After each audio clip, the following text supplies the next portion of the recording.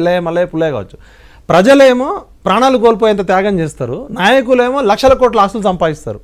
తెలంగాణ సమాజము తన వ్యక్తిత్వానికి, తన అస్మితకు, తన ప్రతీకకు తగిన నాయకత్వాన్ని నిర్మించుకోలేకపోతుందని టంకశాల అశోక్ గారు ఒక ఎడిటోరియల్ రాస్తారు, వార్తా ఎడిటోరియల్ ఉన్నప్పుడు. తెలంగాణ నాయకులేమో లోఫర్లు, జోకర్లు, బ్రోకర్లు, అంత స్వార్థపరులు వస్తున్నారు. తెలంగాణ ప్రజలేమో ఇట్లా 1969లో 370 మంది ఆర్మీ వర్సెస్ స్టూడెంట్స్, అప్పుడు దిలీప్ గారి వయసు స్టూడెంట్ లీడర్గా ఉండొచ్చు, తృణప్రాయంగా 1 year కర్ఫ్యూ జరిగిన నేలలో మనం ఎలాంటి రాజకీయ నాయకత్వాన్ని పంపిస్తామని నేను ఢిల్లీలో జర్నలిస్ట్గా పనిచేసినప్పుడు, ఉద్యమకారుడిగా పనిచేసినప్పుడు మహాశ్వేత దేవి గారు కలిసిరు మాకు.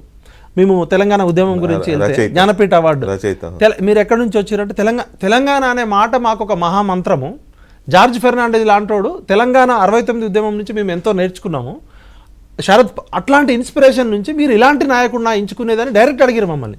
అంటే కేసీఆర్ లాంటి నాయకుడిని మీరు నాయకుడిని ఎంచుకున్నారా అని డైరెక్ట్ ముఖం పట్టుకుని అడిగారు. అంటే మీ ప్రజల త్యాగాలు ఇట్లున్నాయి, మీ నాయకత్వం ఇట్లుందని.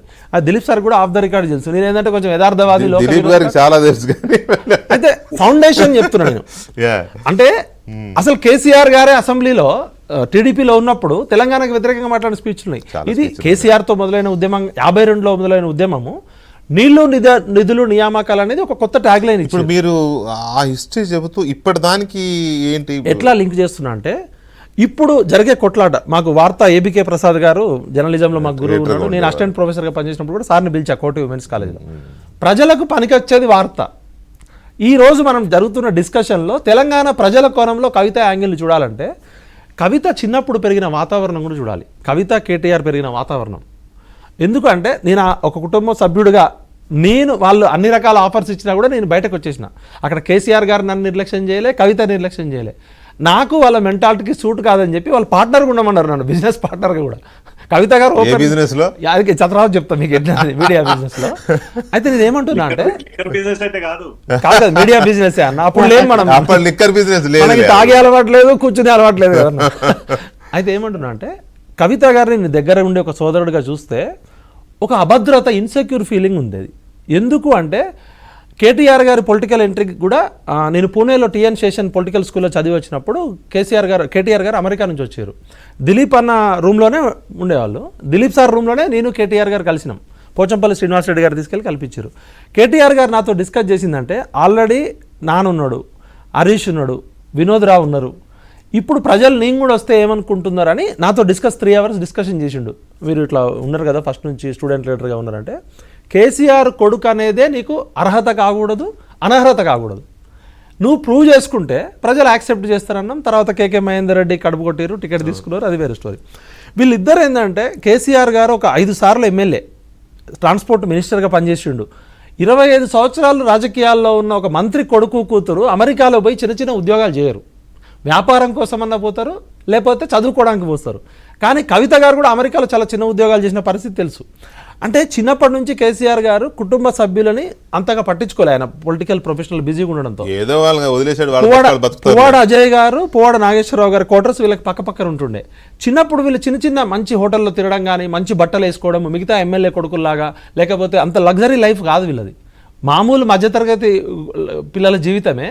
ఎప్పుడైతే ఒకటేసారి హరీష్ గారు ఎప్పుడైతే ఎమ్మెల్యే కాకుండా మంత్రి కావడము, హరీష్ గారి ఆస్తులు పెరగడము, శోభమ్మ గారు ఇమీడియట్గా అక్కడి నుంచి రమ్మనడం, ఇది వాస్తవం. అది ఎవరు అంగీకరించినా అంగీకరించకపోయినా ఒక దగ్గరుండి నేను చూసినా కాబట్టి. అసలు ఫస్ట్ ఒక తండ్రి కుటుంబాన్ని కంట్రోల్ చేయకపోవడం అనేది కేసీఆర్ గారి ఫెయిల్యూర్.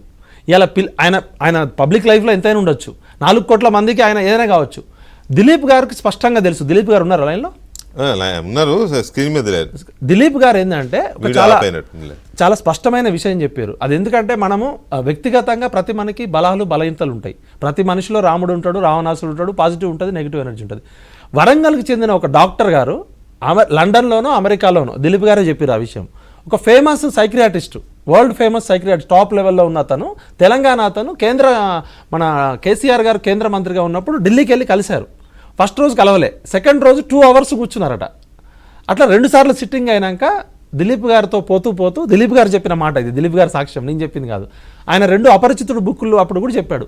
కేసీఆర్ గారికి కొన్ని మానసికమైన సమస్యలు ఉన్నాయి, ఎవరికైనా చాలా సైకలాజికల్ మంది చెప్పడం అయితే వరల్డ్ ఫేమస్ సైకియాట్రిస్ట్ లండన్ లో ఉన్నాడనే చెప్తారు. అయితే అది దిలీప్ గారు చెప్పింది, దిలీప్ గారు చెప్పాలి. ఆయన చెప్పింది ఏంటంటే మా కుటుంబ సభ్యులకు కూడా ఒకరికి సేమ్ డిసీజ్ ఉన్నప్పుడు నేను కొంతమంది డాక్టర్స్ని కలిసిన. పాలిటిక్స్ లో బైపోలార్ డైవర్జెన్స్ ఉంటుంది. ఇప్పుడు హరీష్ వర్సెస్ కేటీఆర్, లేకపోతే కేటీఆర్ వర్సెస్ కవితానో ఉంటుంది. కానీ మానసికంగా హాలిసినేషన్, స్క్రిజోఫోనియా, బైపోలార్ మూడ్ స్వింగ్స్ అనేది సాధారణంగా ఉండేది. కానీ కేసీఆర్ గారికి ఉన్న డిజార్డర్ బైపోలార్ మూడ్ డిజార్డర్. హిట్లర్కి కూడా అదే డిజార్డర్ ఉంది. ప్రపంచంలో చాలా మంది ప్రముఖులకు ఉంది. వీళ్ళు ఏంటంటే మ్యానియాలో ఉన్నప్పుడు నేను మా ఇంట్లో కుటుంబ సభ్యుడు ఒకరితో 10 సంవత్సరాలు నేను ఒక 20 మంది సైకాలజిస్టులు డిస్కస్ చేసిన. ఈ జబ్బు ఎలాంటిదంటే ఒక 15 రోజులు ఫుల్ మ్యానియాలో ఉంటారు. మ్యానియాలో ఉన్నప్పుడు అసలు వాళ్ళకి ఏమి మహా పీక్స్ లో ఉంటుంది. ఎవరెస్ట్ శిఖరం కూడా వాళ్ళకి ఎవరు దేవుడితోటైనా కొట్లాడుతూ ఉంటారు, దయ్యంతోనే. ఇంకా ఆ టైంలో ఎవరు చెప్పినా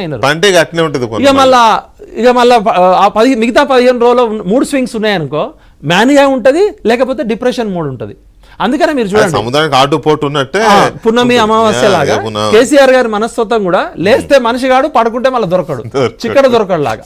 ఆ ప్రాబ్లము అనేది మనుషుల్లో సాధారణమైన ప్రాబ్లం ఉండొచ్చు, కానీ దానికి ట్రీట్మెంట్ తీసుకో. ఇవాళ కుటుంబంలో ఇవాళ కవిత రోడ్డు మీదకి ఎక్కే పరిస్థితి ఎందుకు వచ్చింది? 4 కోట్ల మందికి తెలంగాణ బాపుగా, తెలంగాణ గాంధీగా, ఒక కేసీఆర్ అంటే ఒక బ్రాండ్ ఇమేజ్. మనం అవునన్నా అలాంటి కేసీఆర్ కుటుంబం ఇవాళ కేసీఆర్ బతుకుండగానే, ఇప్పుడు రాజశేఖర రెడ్డి కుటుంబం, రాజశేఖర రెడ్డి గారు చనిపోయాక రోడ్డుకి ఎక్కింది. చాలా కుటుంబాల్లో కుటుంబ పెద్ద చనిపోయాక రోడ్డు ఎక్కుతారు.